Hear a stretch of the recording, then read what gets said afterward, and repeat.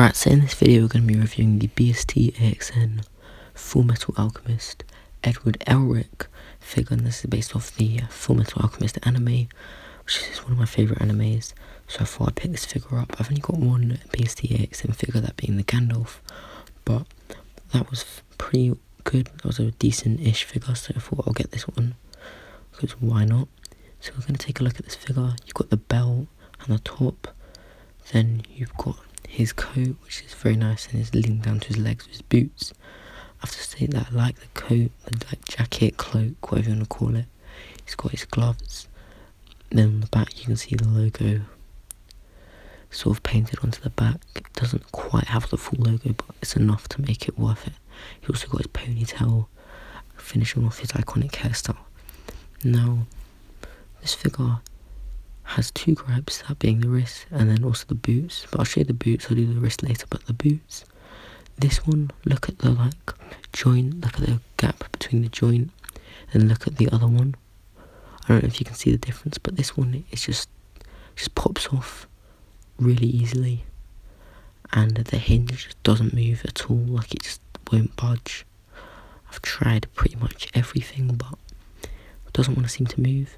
But you can pop the foot back on fairly easily.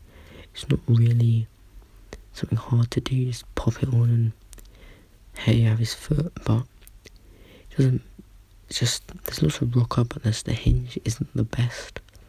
But we'll give it a pass simply because I'm not going to be putting him in like crazy poses. He's not Spider-Man. He doesn't need to be doing loads of ridiculous things. He's just a figure that I'll fiddle around with, but once I find a pose I like, I'll probably never touch him for a while, which isn't a bad thing.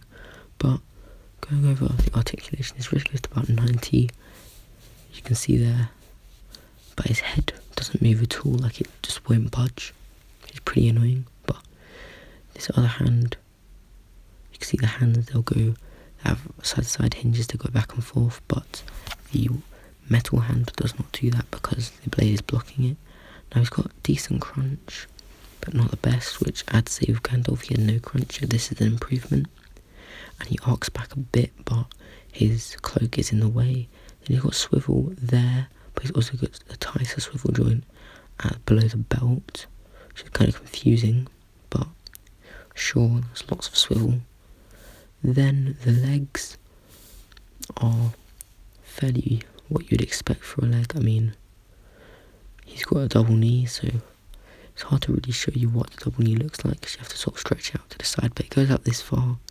Then as far as the double knee joint, you have to sort of move him around to sort of get the full advantage of that. There's a swivel at the top of the leg, then you can see the double knee here. It's not the best because of the cloak, but if you twist the leg around, this isn't practical or realistic. You can see that it goes about that far back. Sorry, I just need to change it a little bit. Yeah, so it goes about this far back, as you can see, but that's not really a way to stand, so we're not going to have him doing crazy poses. As I said, he's not Spider-Man, just keep a normal pose. Lots of rocker but no hinge whatsoever. This one has not much of an improvement, but a little bit of hinge movement.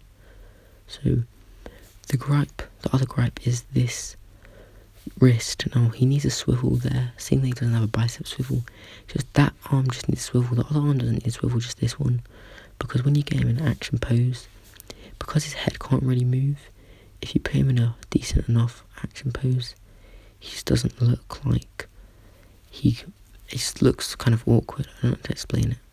Now as far as accessories, he comes with two pairs of fist hands in the package, which look like this. They're pretty good fist. They have the side hinges, and they're what you'd expect with a fist hand. Then he comes with two open hands, which again, side hinges. They're what you'd expect for an open hand. They are different to the open hands you get with the Gandalf figure, but because the fingers are open. Please note when swapping out the hands, the white gloved hand will drop sort of like cracks of paint on your desk or table or carpet or floor, whatever you have. Now, he's a 5-inch figure, but as this BST AXN line is a 5-inch line, but if we show him in comparison with some other figures, you can sort of see the height difference. So here he is with the 5-inch Gandalf. You can see he looks pretty good up against Gandalf. He's not quite the same height as him, but close. You have to remember he's a smaller character. Then with your smaller 112 figures like the Black Series Luke Skywalker, he's again a bit smaller than him, but it looks realistic enough.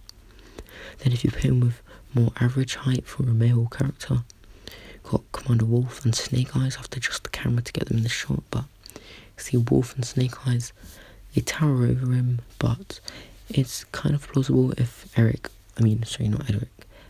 Edward is a younger character, so you have to remember that.